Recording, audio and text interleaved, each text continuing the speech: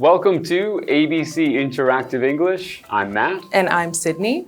And the title of today's article is The Rise of the Pet Economy Part 1. And you and I both love this topic because when we were little, right, we talked about how you and I both had a lot of pets growing up. I know I did. I had cats, dogs, fish, hamsters, gerbils, kind of like a little zoo going on in my house. I don't know if you had any pets when you were little though. Yeah, I had a lot of different pets, similar to yours actually. I had gerbils, I had fish. Yeah. But I also had dogs and cats, and the most memorable dog I had was one that I actually had from when I was in first grade all the way until I was in university. So long time. Yeah, the dog was very old by that time. Yeah, I know. Same for me. I think when I was around third grade, my parents got me a little cat.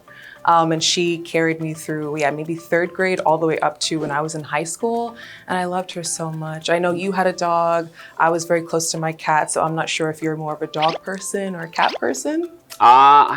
If I have to choose, I would say I'm a dog person. Dog person, okay. I'm such a cat lover. I know they say dogs are man's best friend, but cats to me are so independent, they're self-sufficient, they take care of themselves really, really well. So it's really, really exciting that we can talk about pets today. Yeah, well, I just love that dogs are always so happy to see you. So it can brighten your day. Yeah, absolutely. And we are going to get right into the article right after this.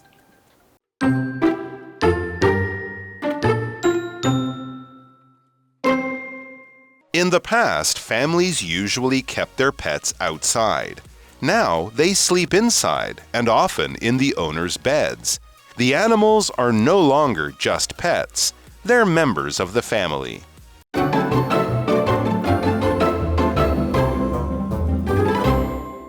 Welcome back, and we are going to get into our article today, The Rise of the Pet Economy Part 1. And again, we love this topic. We love pets. You had a dog for many years. I had a cat for many years. But what is a pet? What does that mean? Okay, well, a pet is an animal that someone keeps. And the reason to keep that animal is for just companionship, for them to be your friend, or just for enjoyment. So it's not really the same as like keeping an animal on a farm to do work for you. That would not be a pet. Right. A pet is an animal that you keep because you like to have that animal around. Yeah, absolutely. And today we're talking about the pet economy. So when we're talking about the pet economy, we're talking about all of the things that people buy and sell for their pets or for the purpose of keeping those pets. Right, exactly. And in the past, families usually kept their pets outside. Now, outside is an adjective, and that's a word that we use to describe where a place is, right? So if you're thinking about your home, if you're thinking about grandma's house, grandpa's house, right, that would be inside. Anything outside would be maybe in your backyard, maybe by the pool on a farm, like you said before. So yeah, maybe nowadays more people keep their pets inside, right? But in the past, a lot of people kept their pets outside. Absolutely. And now we are going to cut to Tina to see what she has to say. Hello, I'm Tina. 我们来看一下刚刚课文里提到的单字 pet 名词宠物。Kevin takes his pet to the park every morning. Kevin 每天早上都带他的宠物去公园。Outside 形容词室外的外面的。We had an outside party with music and food. 我们办了一个有音乐和食物的室外派对。接着我们回到课文当中。Thanks for that, Tina. Let's get back to the article. Now, they sleep inside and often in the owner's beds.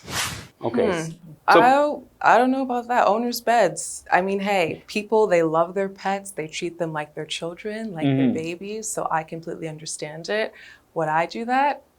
I don't think so. How about you? Did you ever let your dog sleep in your bed? No, my dog wasn't, like, some people have those little small dogs, and maybe that's okay to sleep in your bed, but my dog wasn't that small, and I also just don't like the idea of sharing my bed with my dog, I feel like my dog really like to go outside and roll in smelly things sometimes. Yeah. It makes perfect sense. Don't want that in my bed. Absolutely.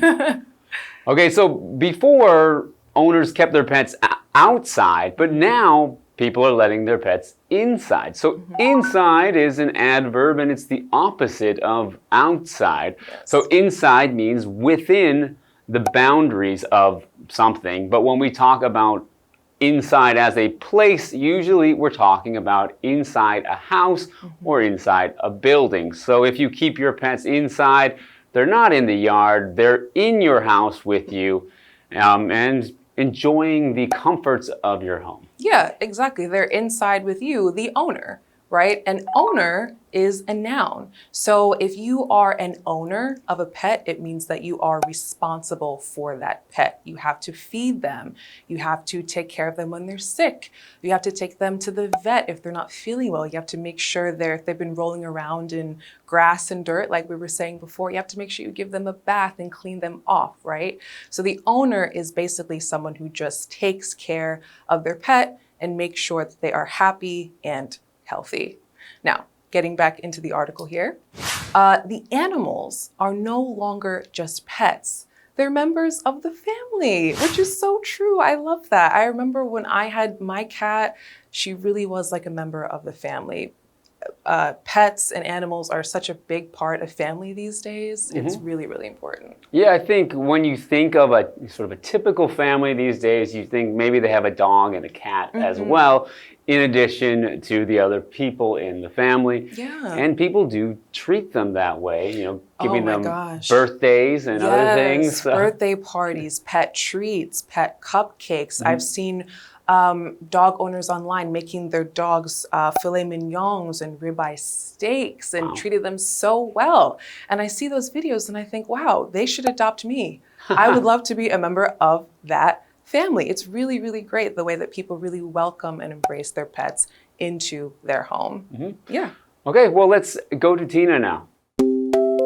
我们来看一下刚刚课文里提到的单字 inside 副词在室内，在里面。Lily stayed inside all day to read her book. Lily 一整天都待在室内看书。Owner 名词主人。The cat ran to its owner when she called. 那只猫听到主人呼唤时就跑了过去。文法的部分刚刚提到了 no longer 不再，再也不，意思相近于 not anymore。我们来看看这个例句。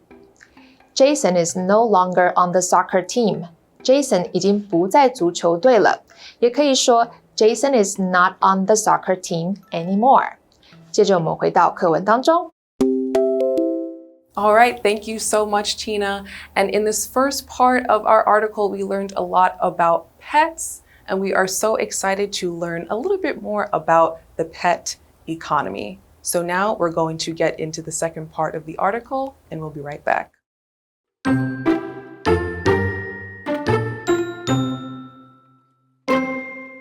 It's common for the owners to treat their pets like their children. They buy their pets the best food, toys, and clothes. They also pay for their pets' grooming, training, and even insurance.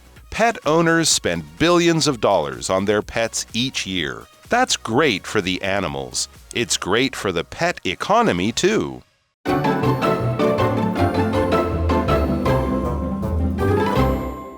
All right, welcome back. And we're going to continue on with the article, talking a little bit more about the pet economy. All right, let's get into it.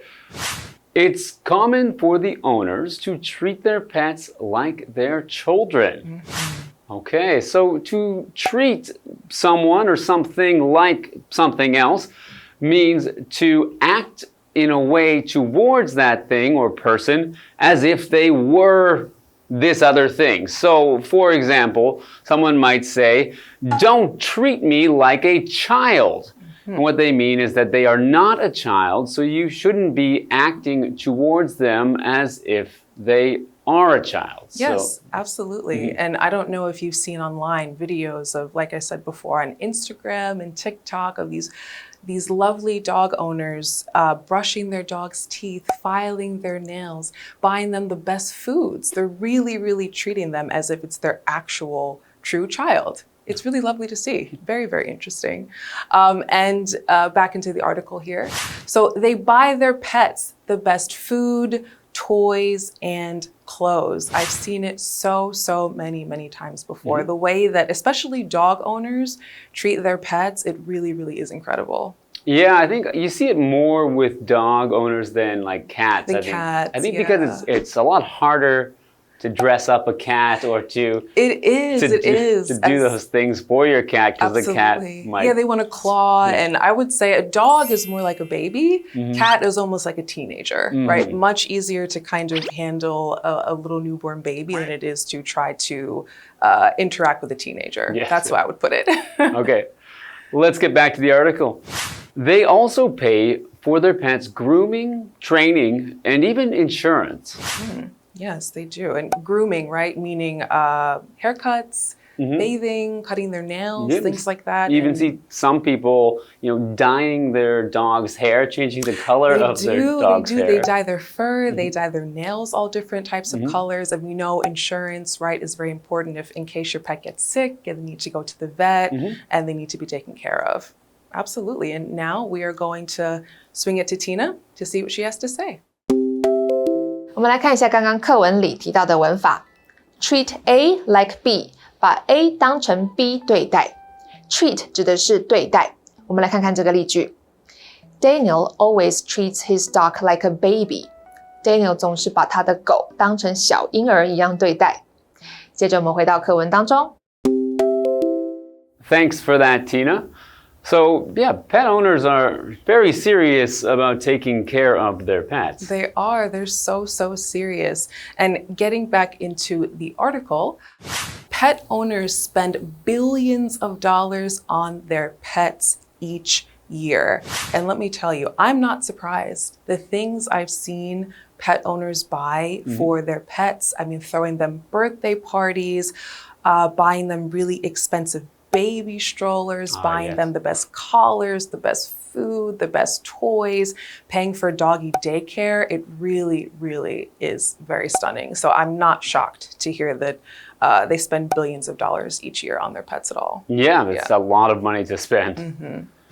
That's great for the animals. It's great for the pet economy too. So again, economy meaning all the money that is spent towards a certain thing, all the money that is exchanged between different companies or people in one area is that economy. Yeah, absolutely. So, I mean, if you are a business owner and you want to sell pet toys, pet collars, pet food, lots of money to be made in this very, very expansive pet economy for sure. Yeah. All right, let's head to Tina now. 我们来看一下刚刚课文里提到的文法Billions of dollars 数十亿美元 Billion 是10亿 Dollar 指的是元我们来看看这个例句 The company spent billions of dollars to build new factories 那家公司花了数十亿美元来建新工厂接着我们回到课文当中Thanks, Tina. So today we've learned a bit about what is the pet economy and why is it so big and why are people spending so much money? Absolutely. And we've learned a lot about why that is, right? We know that a lot of pet owners treat their pets like their own children, right? They treat them and love them like babies. They view them as being part of their own family. And we also talked a lot about how in the past, pet owners would keep their pets mostly outside, but now since pets are viewed as being members of the family, most pet owners love to have their pets inside, nice and close to them. That's right. Okay, we've still got more to learn next time, so we will see you tomorrow. In the past, families usually kept their pets outside. Now they sleep inside and often in the owner's beds. The animals are no longer just pets. They're members of the family. It's common for the owners to treat their pets like their children. They buy their pets the best food, toys, and clothes. They also pay for their pets' grooming, training, and even insurance.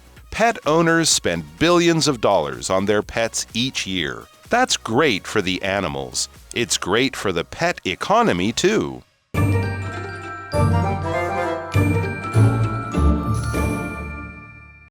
我们来复习一下这课的重点单字跟文法。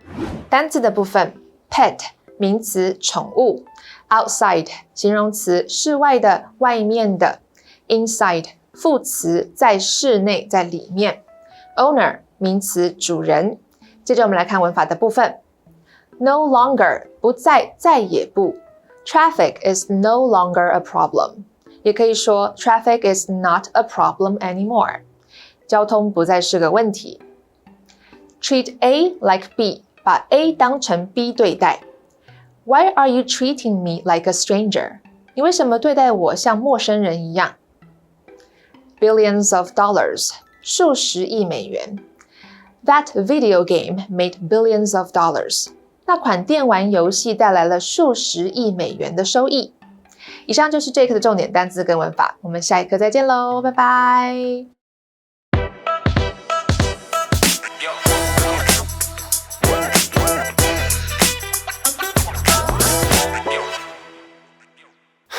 I don't think this group trip is going to work. We haven't figured out where we're staying. We haven't figured out transportation. We haven't figured out anything. Everything's all a mess. You're right. Someone definitely needs to take the wheel and get things organized. To take the wheel? You think driving's going to fix this?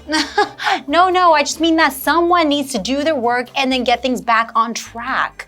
Or else this trip isn't going to happen. Yeah, you're totally right. I mean, I could do it, but the whole thing is just totally overwhelming. No worries, I'll help. Let's start by planning out each day's destinations and booking hotels nearby.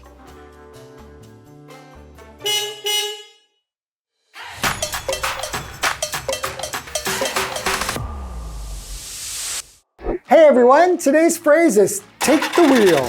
Right. It means taking control of a messy situation and steering it back on track. Like grabbing the steering wheel of a car that's out of control and guiding it in the right way. Exactly. It's often used when someone steps up to lead during challenging times, implying a shift in power or responsibility. For example, when the team leader got sick, Sarah took the wheel and managed the project smoothly. Or it's time for someone to take the wheel before things spiral out of control. So, taking the wheel is all about guiding things towards a better outcome, whether it's you or someone else that's doing it. That's right. And that's all for today. We'll see you next time. Bye-bye. Bye-bye.